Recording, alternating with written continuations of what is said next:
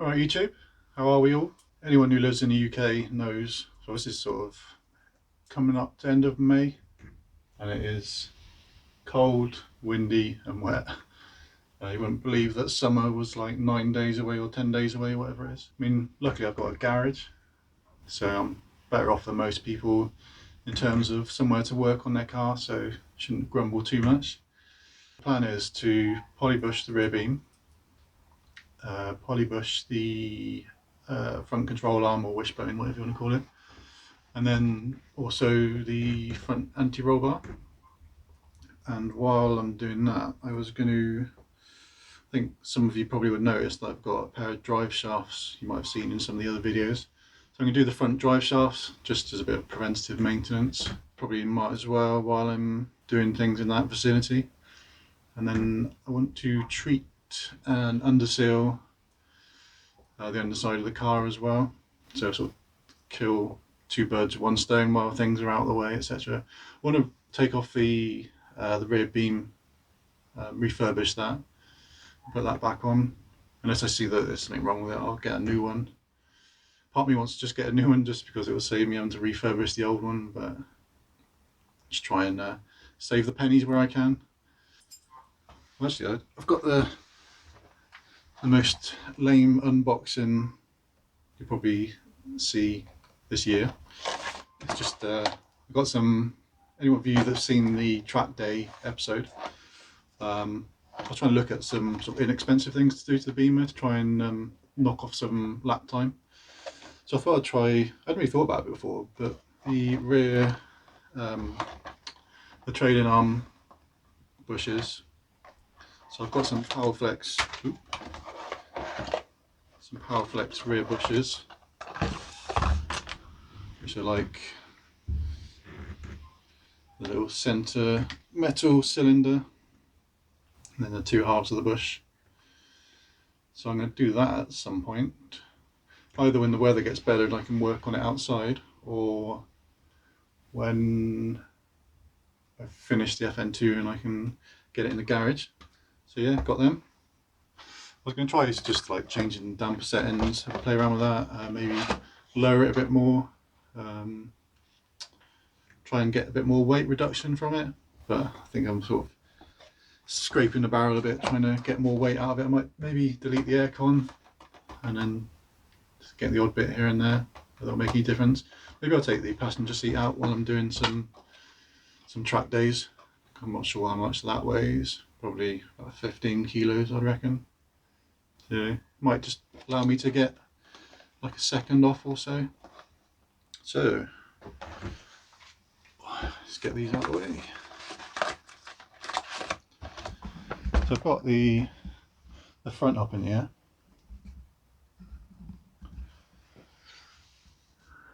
Those eagle-eyed of you will be thinking, how the hell did he get it up on the ramps that way around? I just basically used the little jack that comes with it, that little silver one, jacked it up, managed to get the trolley jack in to the centre jacking point, jacked it up enough to get the ramps under, because I'm going to be doing the back first.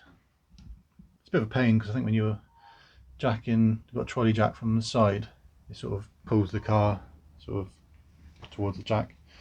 So I've kind of lost a bit of room this side. There's plenty of room over the other side. So now I'm going to jack up the back using a trolley jack and then get some axle stands under the side. I bought these little rubber things, so hopefully that will protect the sort of jacking points under the sills. So I've got two of them, and then once I got it up in the air, I can have a little look underneath, try and get an idea of how to get the beam off and what kind of condition it's in. So let's get cracking. Don't know whether anyone else has the same problems if they sort of do recordings, but if I don't put my camera in airplane mode, I just get this I've just been jabbering away for like 5 minutes, and then I thought, shit, I haven't put it in airplane mode, so I'd listen back and it's just crap. So yeah, take two. So I've got the car up in the air now. bit slower going than the Beamer because I'm not really used to getting up in the air. I don't think I've had it properly up in the air since I've had it. I mean, I've had the front up in the air on ramps, I think, when I was servicing her. Because of it's a bit cramped in the garage, I'm sort of using a trolley jack from the side, which is never good. You should hopefully, you know, ideally be doing it straight on.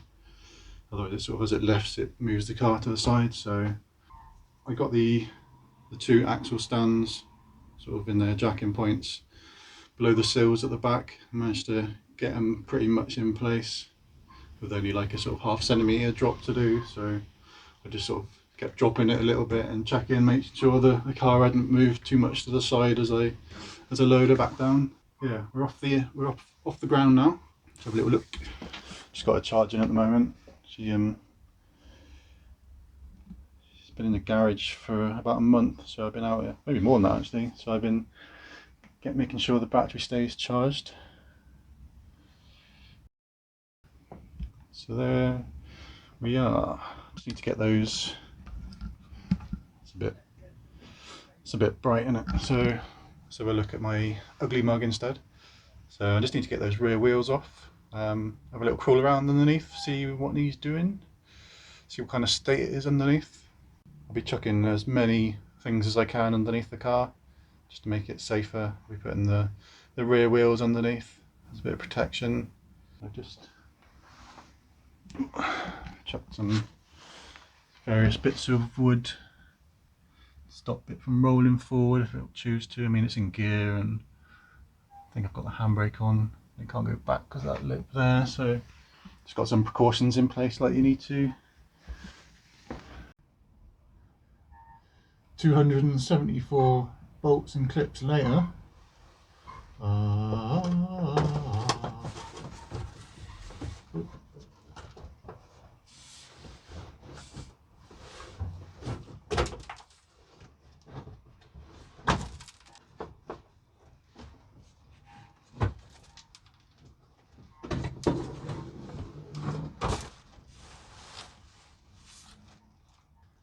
I didn't think that through, did I?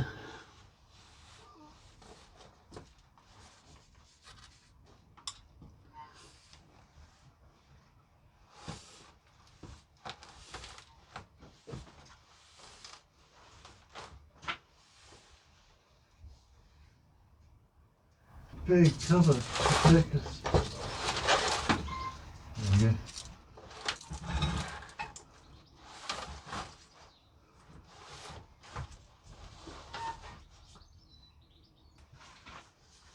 Right, so there we are. Covers off. Doesn't look too bad rust wise. A few spots along here. Basically where there's bolts or nuts. So I've also, there's a few more spots there and some of the brackets. So I've also soaked everything that I can see that I might need to undo with some penetrant spray. Any of them that allow me to get a blowtorch to them, I'll probably use a blowtorch as well, because I tend to do that. It just seems to work pretty well to stop things seizing and snapping, although I shouldn't have said that. I've probably just jinxed it now. I was hoping I could just disconnect everything off of the beam, but the brake hose, the bracket doesn't actually come off. So might as well get some braided lines while I'm out and do them. It's a bit of a pain. So I'm not sure if you can see, but this bracket here which holds this brake hose, so that bracket there actually comes off of the beam, which is what I was expecting. But this other one on the left, the rear left side, the bracket is just welded onto the beam. So that's a bit of a pain. I didn't want to have to sort of spill any brake fluid. Yeah, seeing as I'm going to have to,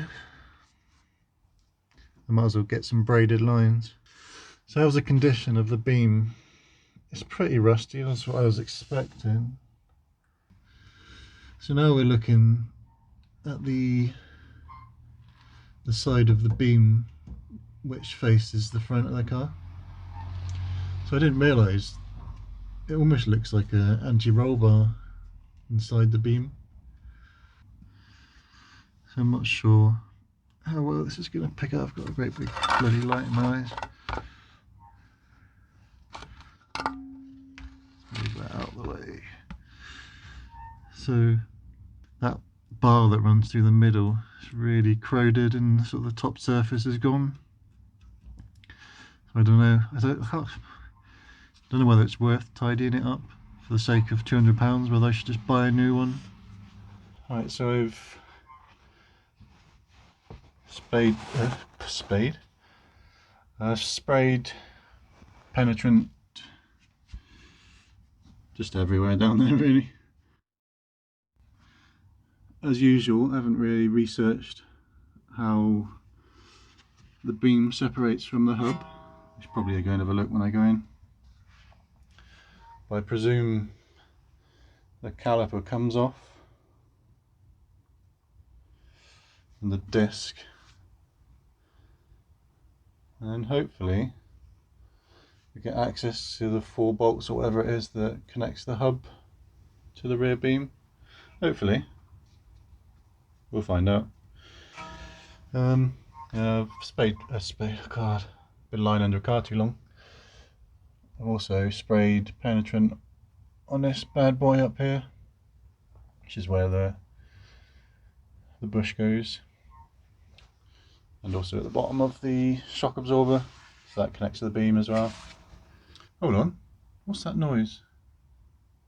I think the cider's calling me. Time to call it a day. So yeah, this is going to be broken up into a mini series, I expect, if you can call it that, because there's quite a few different things I'm doing. So yeah, I don't know how many parts, but yeah, please subscribe to sort of join me on this journey of discovery on a car I'm not used to. I try and sort of break it up into sensible episodes. Don't want to make them too long because it just gets boring. No one needs to listen to me for that long. Alright, so it's the next day. I've been busy spending money. I've ordered some Goodrich braided lines. I've ordered rear caliper refurbishment kit, so with the pistons and seals. I've ordered some heat resistant red paint for the calipers, and I've ordered, what else have I ordered? A new rear beam, because it's so corroded, the one I've got on there, especially that little thin bar that goes through the middle of it that looks like a sort of anti-roll bar. That was, it's probably lost a few millimeters of thickness just from corrosion, so I thought, sod it, let's just spend some money and get a new one. So I'm just going to do as much as I can, waiting for those parts to arrive. Unfortunately, I'm going to be rolling around on the floor of my garage while a lot of the guys from the southwest are up at Castle Combe for the show up there, so I'm sure they're having a better time than me. Right, so yeah, just crawl under the car and see what I can do. Right, so I've pinged off the handbrake bracket. I did pull this clip out. I haven't quite figured what you do after that. I'll have to go and have a bit of a research because nothing was given after I pulled that clip out. So to get that off, there was a T30 bit to do that. I tried to hammer it in as far as I could. I figured it was just going to round off inside, but it actually undid, which is quite surprising.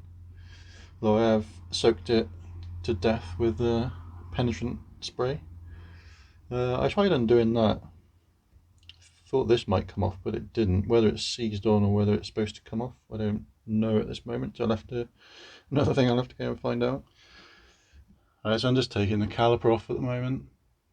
It's going well when you've wedged your ratchet spanner on there, so it's stuck against the hose. I can't actually get the bolt out. and I can't do it back up because obviously you need to turn the span around to do up, which then I can't get it off. So oh. And then just to round it off, then the second bolt, the lower one, was actually tightening it up. So an already really tight bolt, I thought I'd tighten it a bit more. So I'm loosening, actually turn it the right way now.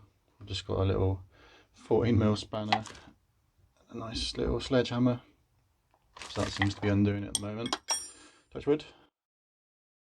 At least get this caliper off. Right, so I've made a bit of progress. I've got the caliper off. Really rusty it is.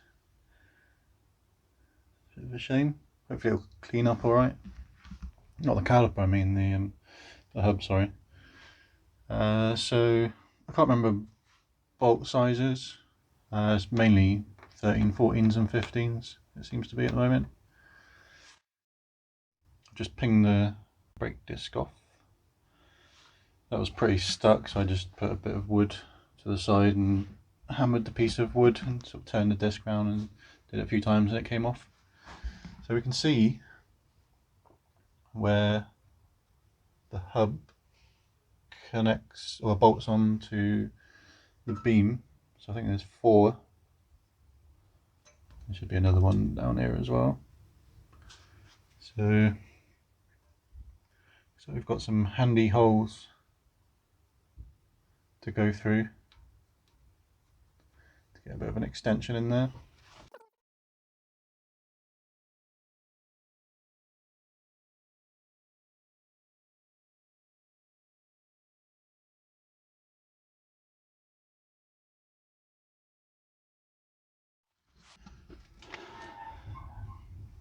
Right, so I'm almost there in regards to taking the old hub off. I've undone the 4. So I almost made a mistake. I thought these were 15mm, but they're actually 14. I put a 15 on, ended up taking it off and putting a 14 on, so that could have been disastrous. They took a lot of effort to get undone. I'd use a breaker bar on them. I put the blowtorch on them first, loads of penetrant, so you can see they're kind of rusty at the end, so maybe they were sort of catching on the end, I don't know. But I tend to put a blowtorch on most things if I can get to it with a blowtorch, just to try and hopefully stop them snapping. So yeah, 4 of those 14mm. Just left that one on while I was messing around with the ABS sensor. So I undid that little, I think it's a 10mm bolt, took the bolt out, but the sensor will just not come out of the hub. As much as I tried, it will not give. So if I tried any harder, I would have broken it. So what I've decided to do is disconnect the sensor from there. If we just follow the path, it comes out of the hub, connects in there with this little clip, which you can just get a screwdriver on the inside and release the clip, and then it sits in this clip here, these little rubbery foamy bits, so you can sort of use a combination of a screwdriver and or a couple of screwdrivers to release that. And there's another one of those just there, and then it goes into this thing. Go into this thing here, which has a little clip, so it comes off. I haven't broken it, hopefully. So this is the side that's nearest the wheel. I think I pushed that in enough to release that end, and then that end opened, and then the whole thing just dropped off. A whole manner of clips to navigate through. So, but that's all disconnected now. So all I've got is just that bolt loosely holding the hub on. So I'll take that hub off now. So there we go, ladies and gentlemen, I've achieved something. Get a light on.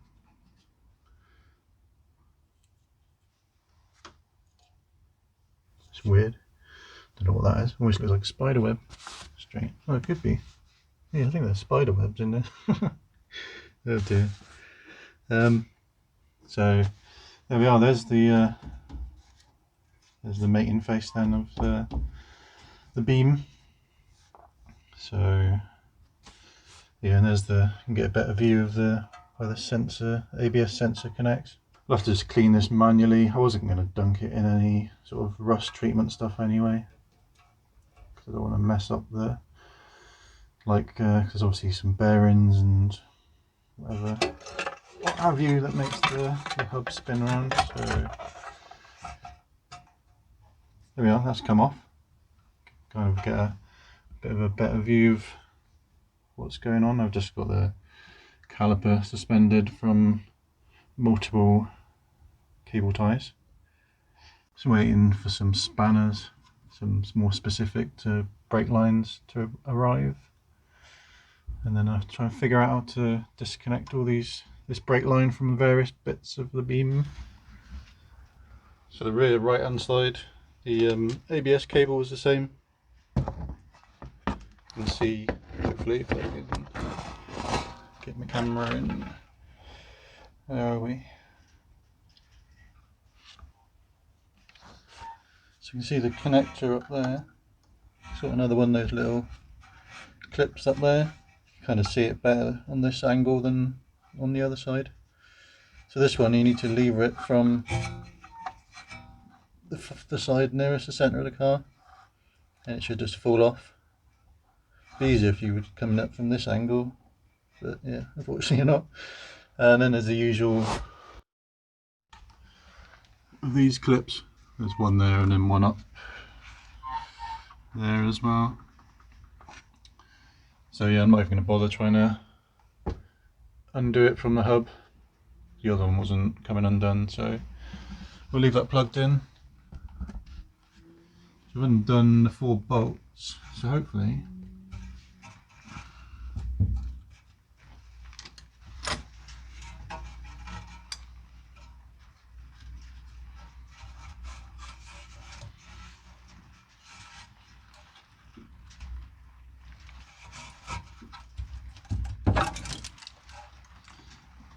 that one was, I wouldn't say seized on, but more seized on. Yeah, it's a bit more rusty, this one. Could do with a good clean up. And obviously I'll have a new beam, so I don't need to worry about this side. But yeah, and then we'll probably get some copper grease. I expect I'll be putting copper grease in a lot of places when I put this all back together. But yeah, there's the other hub off. So I think that's episode 1 done. So that's kind of how to get your wheel hubs off. Please like and subscribe. Tick the old notifications bell so you can be alerted when I release new episodes. So yeah, stay tuned. We're probably going to get quite a few more episodes out of this. I think I said a mini series before. It could be a full-on season. So yeah, thanks again for watching. See you on the next one. Cheers.